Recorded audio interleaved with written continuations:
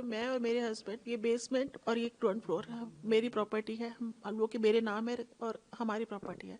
क्या हम अपनी प्रॉपर्टी पे खड़े नहीं हो सकते? हम बस उस दिन मेरे हस्बैंड किसी काम से आए थे घर, हम लोग बाहर खड़े हुए थे, सिर्फ अपने बेसमेंट के गेट पे सिर्फ खड़े हुए थे हम लोग। इतनी देर में एक लड़का आया, शुभम यादव, उसने मेरे हस्बैंड को पकड़ लिया। मैं अपने हस्बैंड को बचाने लगी तो इतनी देर में पिंटू यादव नाम का बंदा आया, थार लेकर। उसने इतनी तेज थार रोकी कि बस मेरे हस्बैंड मरते मरते बचे उस दिन। उसने बाहर हमारी पूरी दीवार भी तोड़ दी है, आप लोग जाके देख भी सकते हैं। उसके बाद उसने मेरे हस्बैंड को मारना शुरू कर दिया, उसके बेटे ने मुझे मारना शुरू कर दिया, विकास यादव ने, पिंटू यादव ने और शुभम यादव ने मेरे हस्बैंड को मारना शुरू कर दिया।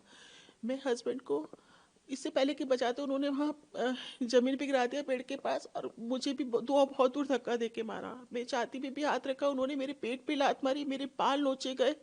इस तरह से एक मुझे इतना बेइज्जत किया गया।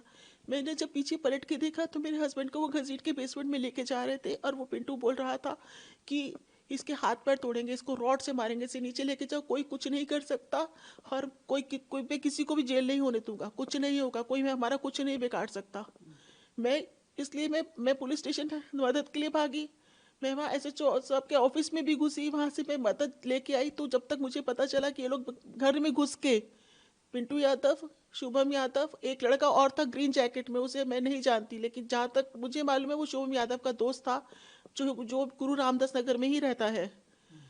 और एक और था, वो मैं नहीं जानती। ये लोग मेरे बेटे को पैर से घसीटते हुए लेके गए, उसके सारे कपड़े उतारे, उसे नंगा करके मारा गया रोड पे, बीच रोड पे उसे मारा गया, और उसके चेहरे पे जूतों से मारा इन लोगों ने। वो लड़का हाथ जोड़ता रहा। वो बाहर खड़ा था, अपने बाप को बचाने के लिए गया था। वो जब इसे पकड़ने लगे वो भाग के अंदर आया, अंदर से घर से घसीट के लेके गए। बस वो है कि मेरी बहू बच गई, उसको भी घसीट रहे थे लोग। वो कहते हम सबके कपड़े उतार के सबको मारेंगे, हमारा कोई कुछ नहीं कर सकता। प्रशासन क्या होता है, कुछ नहीं, पैसों से खरीदा जाता है प्रशासन। 10 दिन बाद आपके घर में शादी होनी थी। हाँ जी। किसकी शादी होनी थी? मेरे बेटे की, जिसको मारा है। नंगा करके जिसको मारा है? हाँ जी। तो अभी पुलिस ने कोई कार्रवाई की? सर एक बात बताइए कि मीडिया में सारी बातें बोल रही हूँ, आप उस लड़के के दिल से पूछे कि उसकी 10 दिन शादी, जब ये सब बातें बाहर आएंगी तो क्या होगा उसका? आप उसका मेडिकल ट्रॉमा समझ सकते हैं। ऐसा नहीं है कि सिर्फ औरतों का रेप होता है, आदमियों का भी होता है, जो मेरे बेटे का हुआ है। क्या ये किसी रेप से कम है? मैं यही पूछना चाहती हूँ, क्या किसी रेप से कम है ये जो 15 लोगों ने किया है उसके साथ?